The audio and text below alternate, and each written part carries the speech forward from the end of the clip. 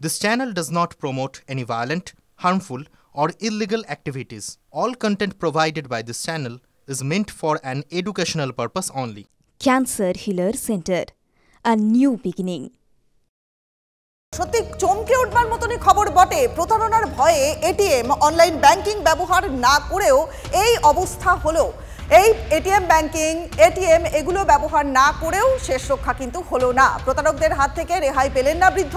Mobile চুরির পরে online payment app ব্যবহার করে টাকা লোপাটের অভিযোগ উঠছে। গায়েব হয়েছে 2,22,800 টাকা, অ্যাকাউন্টে পড়ে রয়েছে মাত্র 58 টাকা। প্রতারণার ভয়ে এটিএম অনলাইন ব্যাংকিং ব্যবহার করতেন না বলে দাবি করছেন বৃদ্ধ। তার অভিযোগ যে গত 11 ফেব্রুয়ারি শিলিগুড়িতে মোবাইল চুরি হয় তাপস চক্রবর্তী নামের এই বৃদ্ধের। মোবাইল চুরির পরে অনলাইন পেমেন্ট অ্যাপ ব্যবহার করে 8 দফায় টাকা তোলবার অভিযোগ উঠছে। সাইবার ক্রাইমে অভিযোগ দায়ের করেছেন বৃদ্ধ। চতুর্দিকে অনলাইন প্রতারণার জাল, আর সেসব অতটা বোঝেন না বলেই জীবনে কোনোদিন এটিএম অথবা অনলাইন কেনাকাটা বা অনলাইন ব্যাংকিং ব্যবহারই করেননি শিলিগুড়ির বাসিন্দা অশীতিপর বৃদ্ধ এই তাপস চক্রবর্তী। কিন্তু তার মোবাইল চুরির পর তার অ্যাকাউন্টেই কার্যত হাত সাফাই করলো প্রতারকেরা। প্রায় 2,22,000 টাকা তুলে নেওয়া হয়েছে দফায় দফায়। অ্যাকাউন্টে পড়ে আছে মাত্র 58 টাকা।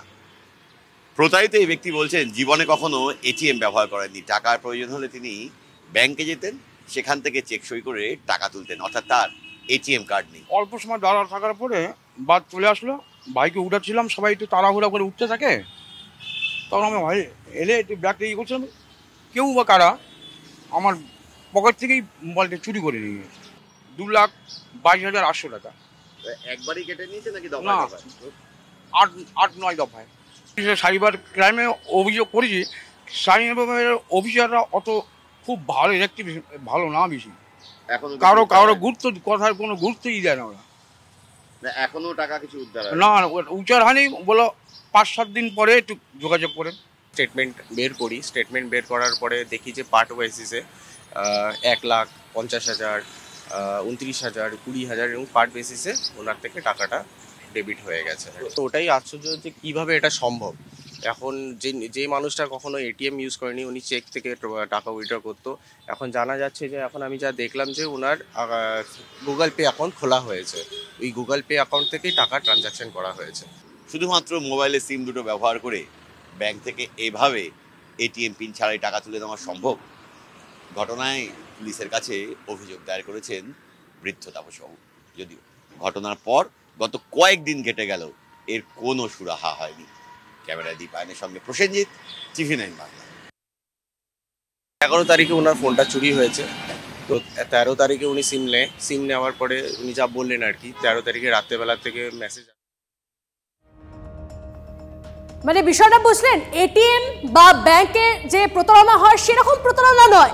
এই প্রতারণা হলো ফোন হারিয়ে যাওয়ার পর। আমরা কথা বলবো, এই মুহূর্তে আমরা যোগাযোগ করে নিয়েছি সাম্যজিৎ মুখার্জি, সাইবার বিশেষজ্ঞ আমাদের সঙ্গে রয়েছেন। সাম্যজিৎ বাবু, আমি তনিষ্ঠা কথা বলছি, এবং যে বিষয়টা আপনার থেকে জানতে চাইবো সেটা হচ্ছে যে একজন বৃদ্ধ তিনি ফোন হারালেন, ফোন হারিয়ে যাওয়ার পর তার অ্যাকাউন্ট থেকে এভাবে সবটাই বলা যেতে পারে লোপাট হয়ে গেল, চুরি হয়ে গেল। এই বিষয়টা থেকে কেউ কি করে সতর্ক থাকবেন এবং তার নিজের যে কষ্টার্জিত টাকা সেটা কিভাবে সেফ রাখবেন যদি কারোর ফোন হারিয়ে যায়? সেক্ষেত্রে ফোন হারিয়ে গেলে দেখুন, এখন ব্যাংকের মেন প্রাইমারি হচ্ছে আমার সিমটা। যদি ফোন হারিয়ে যায়, ওই নাম্বারে ওনার ব্যাংকটার সাথে লিঙ্ক ছিল, যার ফলে ওই যে ফোনে যদি সিমটা কোথাও গিয়ে গুগল পে করে, তো আমরা কি করি, আমার গুগল পে অন্য কেউ করতে পারবে না, কারণ আমার ওই ব্যাংকের সিমটা সেই ফোনেই থাকতে হবে। এই চুরি যাওয়ার পর এখন কেউ আর ফোনগুলো অন করে না, তাদের সিমগুলো তুলে এই ধরনের অ্যাটেম্প নেওয়ারই চেষ্টা করে। এবার যেখানে এটা লেগে যায় তো তারা ইজিলি এই টাকাগুলো তুলে নিতে পারে। সবার প্রথমে ফোন হারিয়ে গেলে এখন যে পরিমাণ যেভাবে আমরা চলছি, তাতে সবার প্রথম কাজ হচ্ছে ব্যাংকের এই পুরো ট্রানজাকশন এবং ব্যাংকের অ্যাকাউন্টটাকে ফ্রিজ করা, নাম্বার 1। নাম্বার 2, সিমটাকে তৎক্ষণাৎ সত্ত্বর থানায় জিডি করে, হারিয়ে যাওয়ার পর জিডি করে সেই জিডি কপি নিয়ে যে টেলিফোন কানেকশন উনি ইউজ করে তার সার্ভিস তাদের কোনো অফিসে গিয়ে সেই সিমটাকে আবার রিনিউ করে তুলে নেওয়া। এই দুটো ইম্পর্টেন্ট প্রাইমারি কাজ। এই জিনিসটা না করলে, যদি আমি সিমটাও লক না করি, নতুন সিম নাও তুলি, ব্যাংকের ট্রানজাকশন না করি, যে কেউ আমার সিম যদি পেয়ে যায় বা আমার ফোন পেয়ে যায়, সেখান থেকে এই ধরনের প্রতারণা করতে মানে খুব সহজ উপায় করে ফেলতে পারবে। সুতরাং ফোন হারিয়ে গেলে মানুষকে মাথায় রাখতে হবে ফোনের পিছনে আগে না দৌড়ে আগে থানায় জিডি করে ব্যাংকিং ট্রানজাকশন গুলোকে বন্ধ করা এবং সিমটাকে নতুন ভাবে তুলে নেওয়া তৎক্ষণাৎ, তবেই এই জায়গা থেকে বের হতে হবে। বোঝা যাচ্ছে। অনেক ধন্যবাদ আমাদের সঙ্গে কথা বলার জন্য। কথা বলছিলাম সাম্যজিৎ মুখার্জির সঙ্গে।